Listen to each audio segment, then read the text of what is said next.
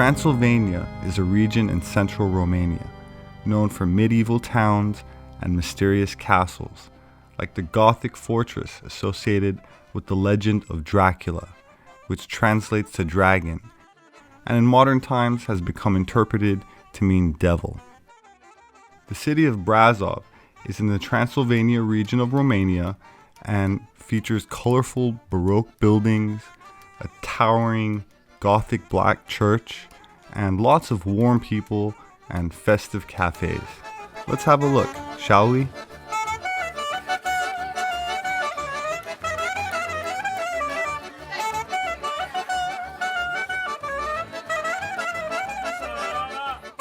The Roma or Romani are traditionally defined as a nomadic ethnic group, but that hardly says anything. Nomadic simply implies that they wander and they're dispersed into several countries, that's true, but for a more appropriate answer, we need to dig a bit deeper.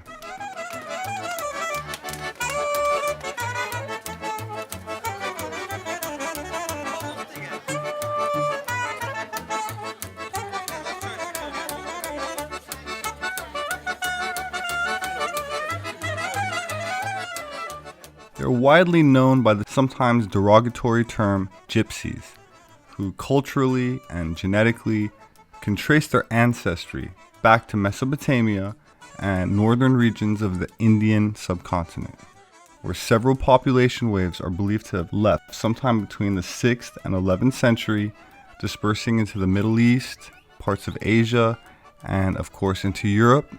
And this is from where we get the term Romania, a word stemming from Rom.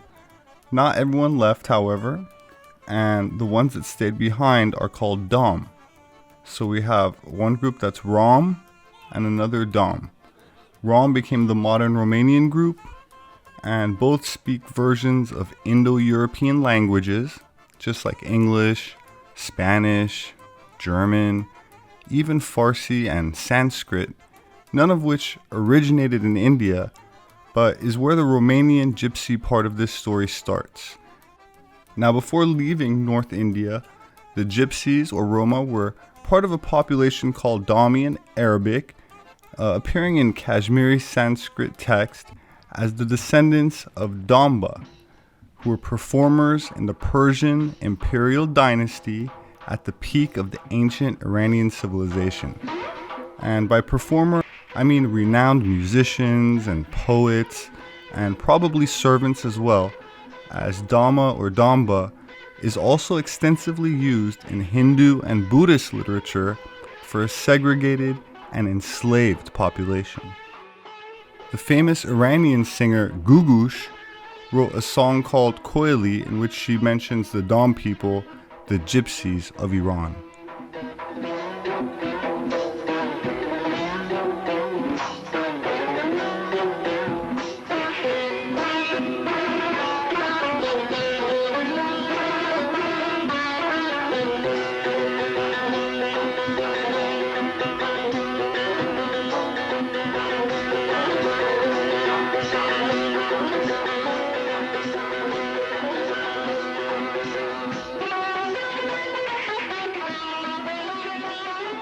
The Indian snake charmers pretend to hypnotize the snake with music, and since snakes are deaf, maybe it's the mesmerizing movement that has the serpent so entranced.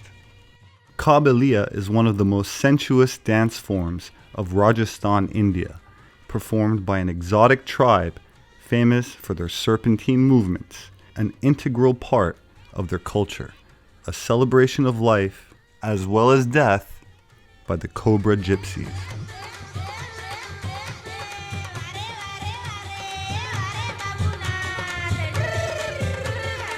Despite ongoing persecution, they can still be found dancing the Sepehr, or snake dance, that features twirling around with richly embroidered robes, beautifully flaying out in a colorful display.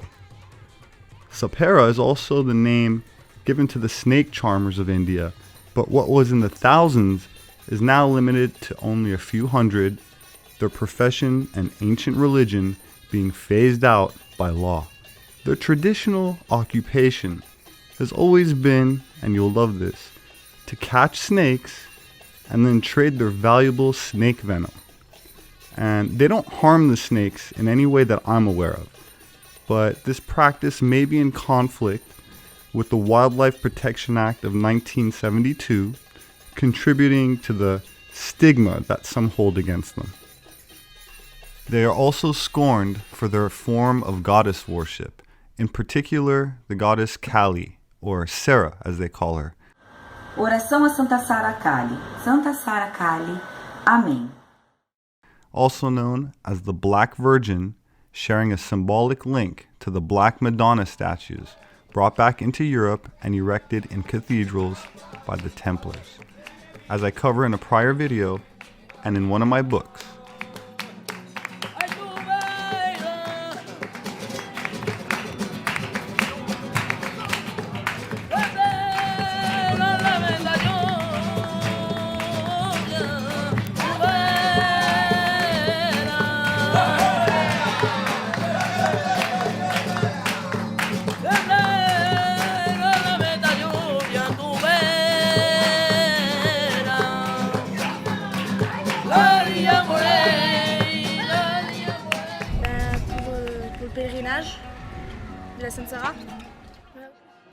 There are about 500 shrine images or statues of the Black Virgin in various churches across Europe, with many having claimed that the blackening effect is due to the centuries of smoke from candles and incense burners.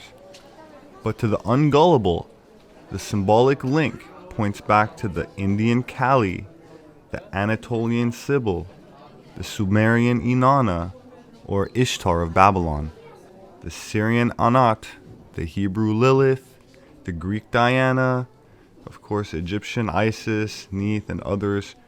Black was the color of fertility and abundance. The rich black soil of the Nile, for example, reflected in the word Kemet, which means black, and did not refer to skin color. With monotheism, the goddess religions of the archaic world were suppressed, their symbols demonized. The sacred sexuality and activities associated with the cult of Inanna and Ishtar were condemned as prostitution and outlawed. Diana became the goddess of the witches, and witches became the vilified term for what became the successors to the female shamans, the wise women of the woods. Their serpent symbol then changed from one of wisdom, as Jesus himself is reported to have said, "Be wise as serpents." The use of plants, stones, chants, dances, and rituals went underground, in many cases literally, with the term occult, which means secret, applied to their activities, which became disguised and disseminated as alchemy, hidden in poetry and mythology, concealed in art and even architecture, and covertly masked in mysterious traditional folk music and dance.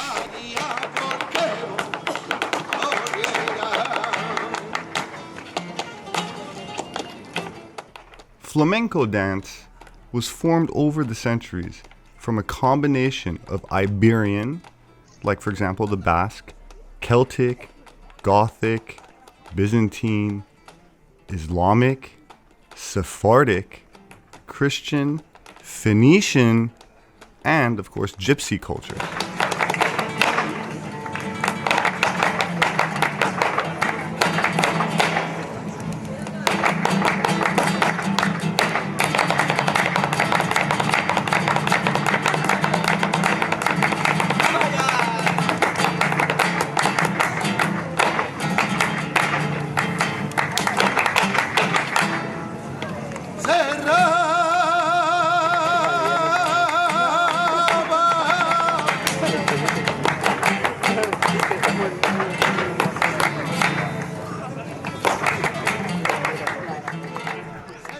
The precise origins of flamenco dance are therefore unclear, but the North African influence, for example the Berbers around Morocco, and other influences from the regions around the Mediterranean are very apparent.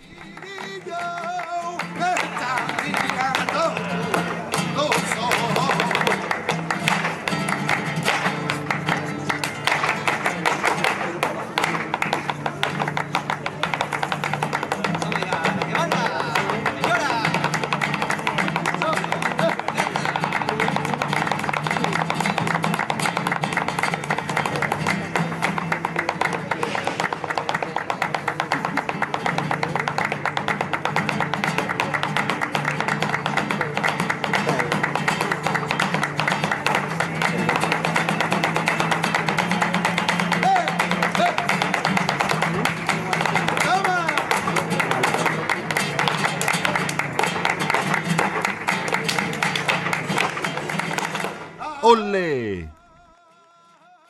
Interesting correlations have been observed between the Berber percussions and drums and the flamenco rhythms, as historians search for the origins of flamenco, seeking out a direct connection to gypsies coming from northern India, where the term flamines could be used for Brahmin priests, the nobility of the Aryan caste system, who through their performance of flamenco in Spain may have started as sacred rites and chants, similar to what one might expect among the Islamic Sufis, for example. That said, the ancient Book of Manu, a sacred text in Hinduism, suggests that Spain's Gitano community's Romani ancestors are described as belonging to an untouchable caste, associated with music and dance, which are not Aryans, but people conquered and subjugated by them. So to gain some context and clarity on this, let's turn to genetics and linguistics for some better insight. Iran is a nation of roughly 80 million citizens, and unlike other parts of the world that have forgotten their racial identity due to things like globalization and now forced immigration and forced multicultural assimilation, Iranians, despite having been converted to Islam en masse, are still very well aware that Aryan implies nobility, as it is etched in cuneiform on ancient Aryan tombs. Iranian tribes living along the northern side of the Alborz Mountains tend to raise livestock and share genetic affinities with people around the Caspian Sea area, for example, Armenians. mtDNA sequences, meaning the maternal genetic lineage, matches that of their neighbors, but their Y chromosomes, meaning the male lineage, most closely resembles those found in groups from the South Caucasus on the border of Eastern Europe and Western Asia. It's interesting that in addition to massive pyramids, many tall, blonde, 4,000-year-old mummies have been found along the Silk Road in China, and they were wearing beautifully woven clothing, which reminded people of a Celtic style, so much that many assumed they were European, Western European, some insisting they were Irish, but in fact, these Aryan mummies turned out to be haplogroup R1A1A, and R1b is the most common haplogroup in Western Europe, reaching about 80% of the population in Ireland, the Scottish Highlands, Western Wales, the Atlantic fringe of France, and you can see this on this map. However, these Aryan mummies, like all Aryans of the Holocene, meaning the last 10,000 years or so, come from places like northern Iran, and those who are still pushing for an Irish origins do so out of sheer ignorance or possibly a sense of nationalism perhaps, but like with the Caucasian mummies of Egypt, DNA trumps emotional arguments and political agendas. The mummies from China don't look like they should be in China. They look like they should be in Denmark or Ireland or northern Germany because they look like people from over there. So what are these guys doing so many hundreds, thousands of miles to the east? DNA steps up to the plate and they can tell us where they came from. Archaeology steps up to the plate and says when they may have come over. Combine the two, you got the family history and the kit and caboodle that they lived in. What are these people doing there? So long ago, well before the opening of the Silk Road, which is dated to 138 BC. These mummies date back, some of them, to 2000 BC. We are, in our bodies, the carrier of an archive, a genetic archive. It tells, if you were to study me, where I'm from, and if I studied you, where you're from. And there's no lying about it. In your books, you might say you're from another place, but your genetics will tell us exactly where you're from. We all carry in us, males and females, DNA that comes from our maternal line, through our mothers and grandmothers. So why is that important? For starters, it allows people who study that aspect of genetics in any individual to retrace the history of that particular person through the mother's lineage. The female mummies were mostly of local origin. However, there's another type of testing, the Y chromosome testing, which is the male line, the males came from parts further west, not necessarily Ireland, but places like Iran, maybe towards parts of Turkey. The mom's side and the grandmother's side is from the Tarim Basin, and the father's and the grandfather's side were moving in with their sheep, with their herds, slowly but surely, and having families, living their daily lives. So that is an additional aspect that the archaeological part to some extent corroborates but doesn't tell in that great a detail, and that's the wonderful thing about DNA testing. The Punjabi snake goddess worshippers of the Indus Valley is where we can trace back the flamboyant dresses and alluring dance of the proud and fearless wandering gypsies.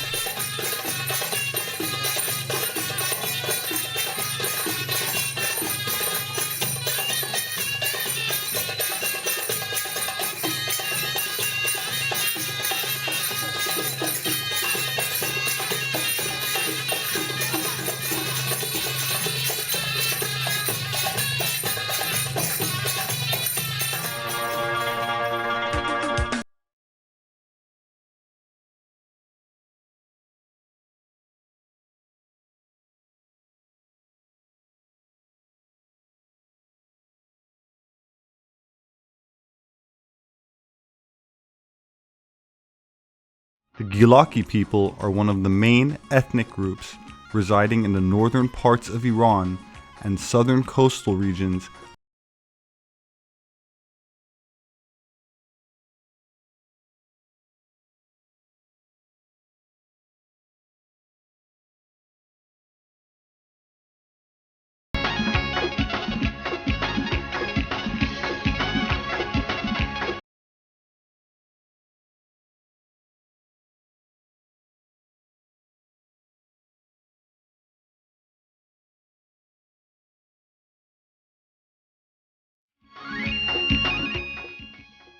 In case you're wondering why the dance involves such small, careful steps, take a look at what she's balancing on her head. A lit flame in a lamp. Fire.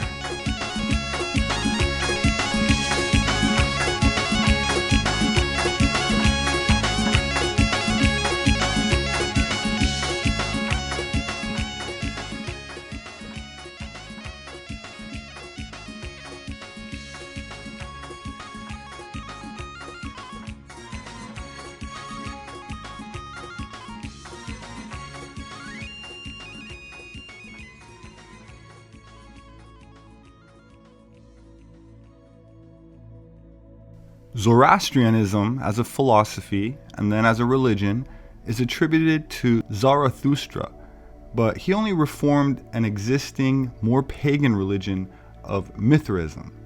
The popular modern image of Zarathustra, the Zoroastrian prophet, are based largely on an Iranian rock relief near Kermanshah, Iran, from around 363 AD, showing the god Mithra. Zoroastrian fire temples are considered by followers to be symbolic gateways to Mithra, an ancient Persian sun goddess before being turned male by the Roman Empire, who had a crown of light, later symbolically portrayed as a flame-lit torch, and the perpetually lit flame found in all fire temples represent light in a spiritual context of light, not literally, and that's why it's worshipped. Zoroastrians are also sun worshippers, and rather than perceive it as a giant god flying in the sky, they likely chose the sun as the greatest, brightest physical representation of a concept that to them is spiritual in nature. It's merely a symbol in the sky. As above, so below. The science of the stars was established through thousands of years of careful observation by philosophers of the highest order, who, according to Cicero, and I quote, "The Chaldeans had records of the stars for a space of 370,000 years," end quote. An astounding length of time, all of which they claim to have documented each child's birthday, or horoscope.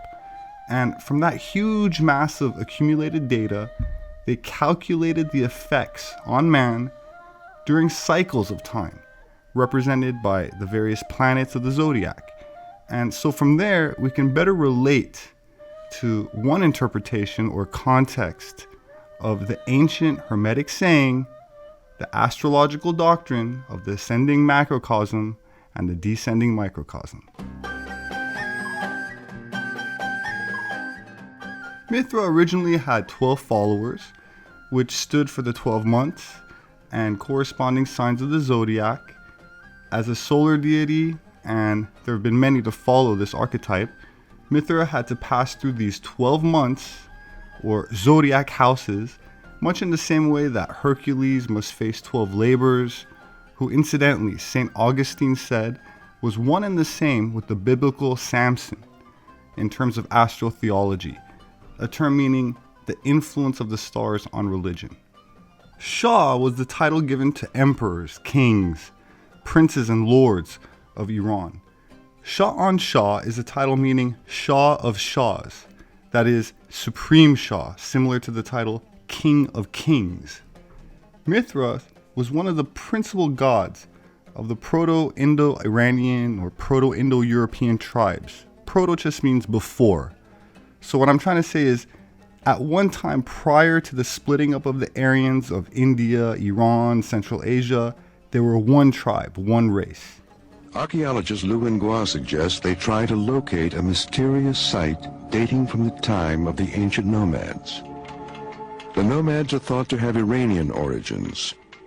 Here, their western roots are literally carved in stone. They say that they had red hair, bluish green eyes. These swift riders became masters of archery, ready to trade in violence when it suited their interests. Very powerful. Before long, the threat of their powerful serpentine bows would profoundly affect the course of Chinese history. One of the most important discoveries is a fully clothed woman wearing a conical hat, symbolic of a high priestess of the nomads. It would one day become the hallmark of witches in Europe. But how long did they survive here? Were the Tocharians in fact their descendants? There's no way to be sure without seeing an authentic likeness of the Tocharians. The guide knows an isolated cave with portraits of the individuals who sponsored the cave building. We see the red beard and red hair parted in the middle. It's a distinctive style of the Tocharians. He's wearing a coat with wide lapels on both sides and then folded over.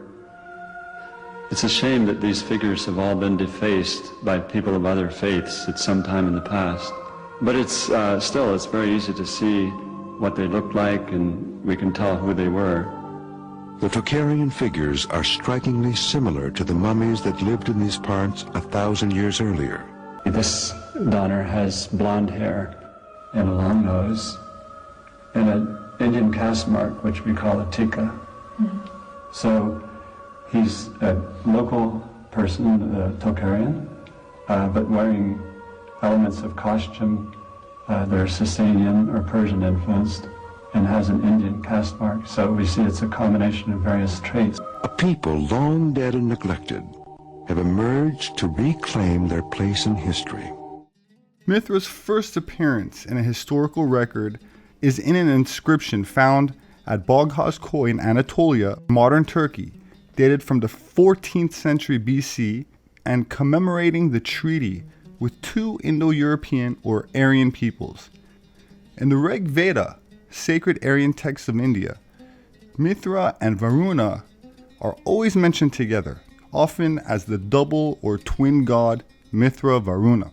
The appearance of the rose cross in Christian art and poetry is often taken as a secret communication of the worship of the goddess, or even secret tantric sex practices, a symbol that was carried unbroken by the shamans to the priesthood, an ancient symbol of kingship as expressed through Inanna. This image is a rose window in the Rossley Chapel in Scotland. The solar cross is probably the oldest religious symbol in the world, composed of an equal armed cross within a circle. It represents the solar calendar, the movement of the sun marked by the solstices and equinoxes, and this sometimes gives it an 8-armed wheel. The swastika also represents a form of solar cross, and here we see Phoenician swastikas. The ancient ruling race of Asia Minor, including Syria and Phoenicia, called themselves Ari, meaning noble ones, and the identical racial title was used by the Hittites, who called themselves Arya. That's what the entire nation of Iran is named after, Aryans. The same ones who invaded and civilized India, Aryanizing it, giving it Sanskrit, swastikas, giving it Kali, and none of those things existed in India before the Aryans invaded on horse and chariot, and there are no horses or chariots in the Indian fossil record either, despite horses described in the ancient texts, central to the Vedic rituals, and is prominent in the earliest Hindu scriptures, the Rig Veda, but it's never shown in any of the Bronze Age Indus Valley artifacts from 3300 to 1500 BC. But those same horses are buried in the north of India, for thousands of years with the Aryan kings who were entertained by their gypsy subjects, who retained much of the ancient knowledge of the Magi, from where we get the term magicians, and interwove it into their songs, poems, dances, and what has come down to us today is religion, which if properly deciphered reveals these quite nicely, kept hidden and monopolized by the secret societies that covertly govern the ignorant masses, who are kept ignorant of the deeper occult meanings contained in these universal symbols, in what we are told are cultures that have developed independently over the millennia. The ancient statues of Egyptian nobility and deities with their piercing blue eyes, as blue as those found in ancient Sumer and ancient Anatolia and ancient China. Which brings us to this amulet, most commonly used for protection against the evil eye for thousands of years. It's most closely associated with the goddess Anat, sometimes a consumer of blood and flesh, with archaeological evidence supporting what is contained within ancient written sources pointing towards child sacrifice forming part of the worship. Of course, I can't say this was universal, maybe just one sect and not goddess worship in general. So I want to be clear about that. That said, Anat can be a very violent Semitic war goddess, and by Semitic I mean she was known to the Hebrews, the Phoenicians, the Egyptians and Greeks, and revered around the ancient Mediterranean and Middle East, particularly the northwestern part. Anat first appears in Egypt in the 16th dynasty. That would be the Hyksos period, a term which refers to foreign rulers as they introduced the horse to Egypt around the same time it was introduced to India. So there should be no surprise that this goddess has also been associated with Kali.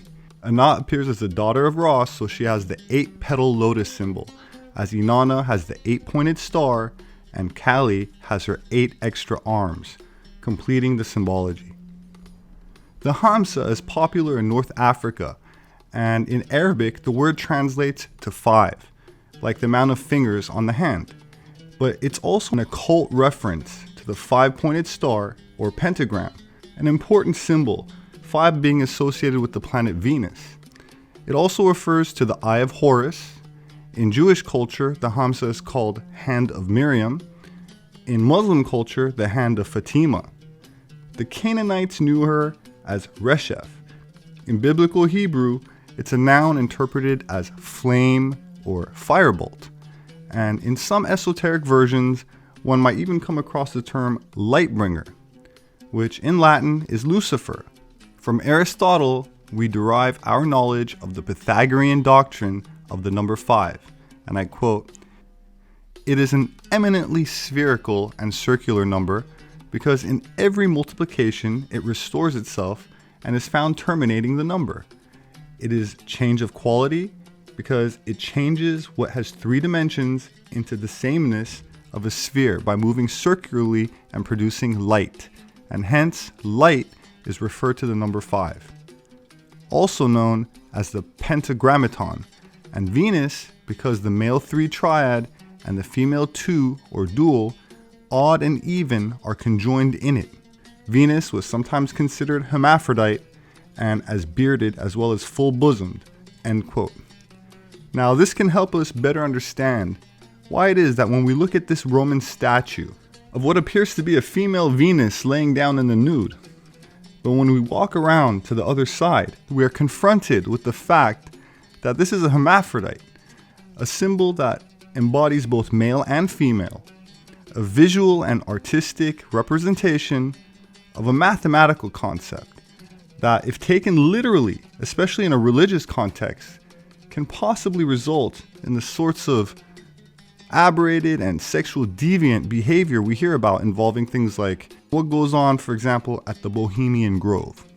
But the upper class in San Francisco is that way. The Bohemian Grove that I attend from time to time. But it is the most faggy goddamn thing you will ever imagine in San Francisco crowd, because it's just terrible. I mean, I never want to shake hands with anybody in San Francisco. Now, according to Manly Hall, honorary 33rd degree Freemason, and I quote, 5 is the union of odd and even numbers, 3 and 2. Among the Greeks, the pentagram was a sacred symbol of light, health, and vitality. It also symbolized the fifth element, ether, because it is free from the disturbances of the 4 lower elements. It is called equilibrium because it divides the perfect number 10 into 2 parts. End quote. I'd like to take a minute to thank my subscribers who have recently contributed a donation to Atlantean Gardens, the nonprofit organization that sponsors my work and efforts. My name is Robert Sepehr. I'm an anthropologist, producer, and author. We're very grateful for your generosity. All donations are tax deductible. We make a little go a long way, so again, I thank you. Buffy thanks you. Please have a look at my books available on Amazon.com. I'll have new material published soon, so stay tuned for that. Please subscribe if you haven't yet. Also be sure to share these videos if you find them of value. And if you take the time to leave a comment, I always take the time to read them and consider the constructive criticism as well as the encouragement, of course, so all feedback is appreciated. Our story is not quite over, but let's wrap this one up as it's gone a bit long. Thank you so much for listening with an open mind. My name is Robert Sepehr, and I will see you next time.